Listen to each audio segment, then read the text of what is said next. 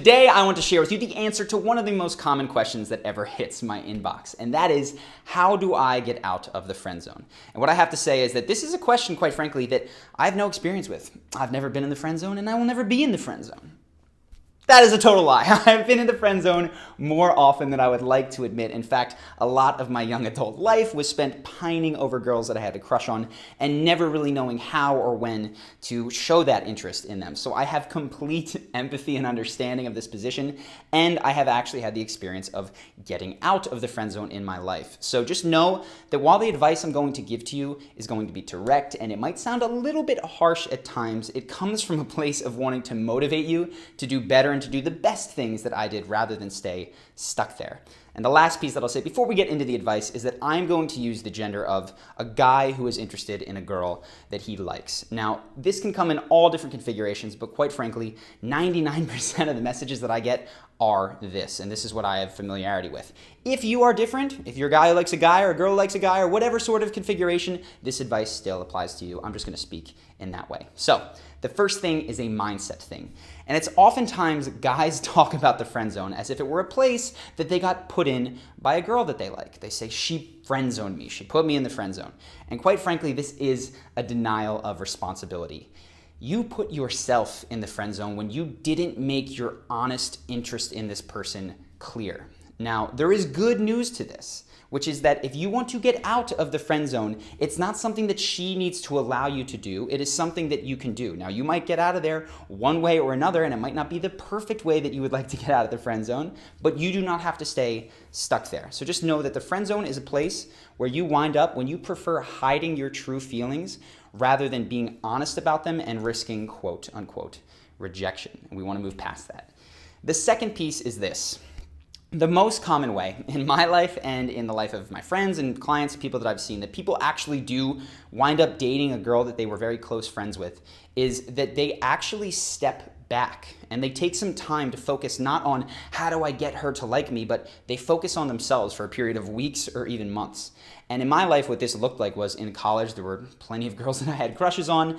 Nothing ever happened. I was kind of friendly with them. And I went abroad and I spent a full year abroad in Spain and Costa Rica. I studied Spanish, learned to speak Spanish, learned to dance, dated a Costa Rican girl, and really transformed the way that I behaved and felt about myself.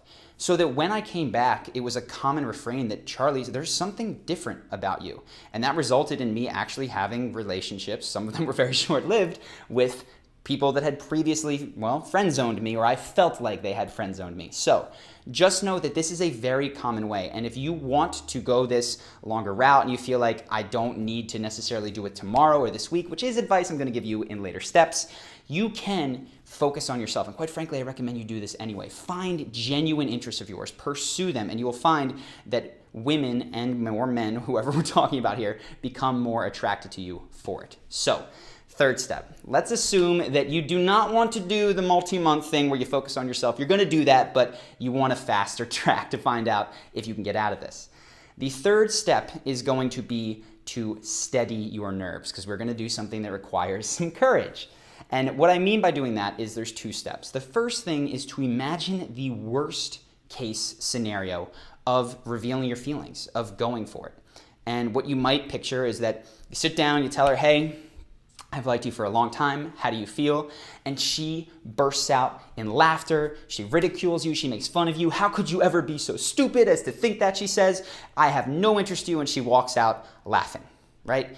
That is about as worst case as I can imagine. In fact, that is kind of comic book villain worst case scenario for revealing to a friend that you have a crush on them. That's quite frankly not the worst, that's not a bad likely scenario, but it's the worst case. And what you can realize about that scenario is that, one, you're not dating them, which is the position that you're in right now, and all that you would be dealing with is another person kind of being mean to you.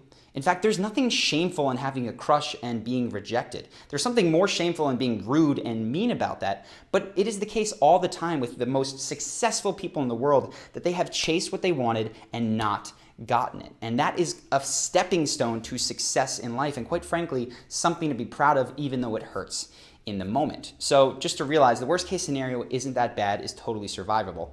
And the second thing is to make really clear what you are costing yourself by not going for it. The first thing is that I don't think a lot of people realize this. They're trying to minimize the risk. They want to create a scenario where she kind of comes after them and where they can deny the fact that they were interested so that they don't risk outright rejection. They could always play it off. And what you don't realize is by minimizing the risk, you minimize the chances that she's interested in you. Because men and women alike, we are attracted to people who go for the things that they want while knowing that they might not get them. Because what that signals to all of us and what we are all attracted to is people with high self-esteem. Which brings me to the next point in here, which is that the longer you spend not going for it, the more you're signaling to yourself that you're not worthy of pursuing the things that you want, that you can't handle someone else saying no to you, that you would rather say no to yourself first rather than give them the opportunity to do that. And that's going to decrease your self-esteem.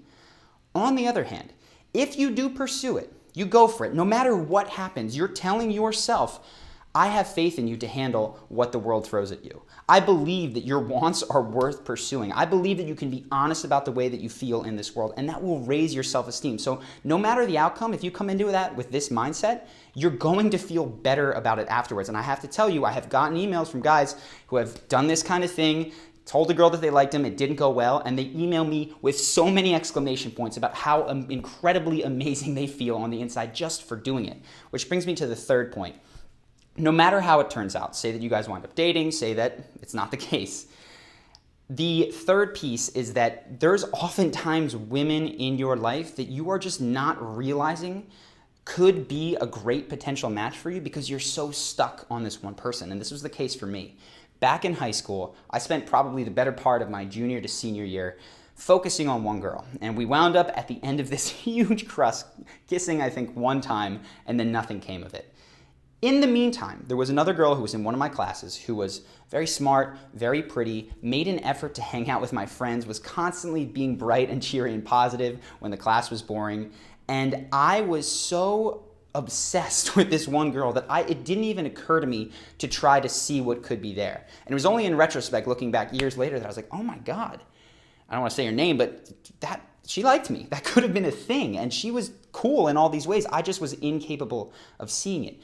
When you're so focused on this one thing and you're not going for it, not only are you blocking yourself from getting that thing, but there's this whole world of other people, of other opportunities that are out there that you could open your mind to. And I don't just mean people to date. I mean other ways that you could improve yourself, other things you could be doing that are exciting. You've got all your focus on thinking this can make you happy and you miss the world for it. So what I hope you realize is that in terms of steadying your nerves, you have so much more to lose by not revealing how you feel than you do by going out and risking one person saying that they don't want to date you.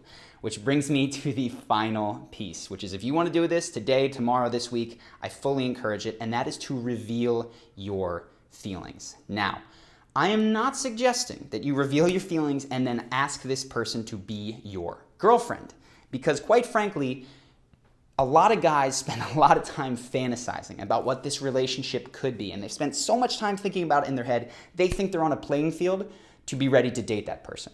You don't know if that's the case. You've really not had any sort of romantic relationship with them. So what I recommend is not saying, do you want to be my girlfriend? It's just letting them know that you are interested and finding out if they feel the same way. So for that, if you're looking for something to say, what I recommend, find a time when you're alone with this person, when you could sit down, maybe towards the end of an evening or the end of a hangout together, and just say something like this.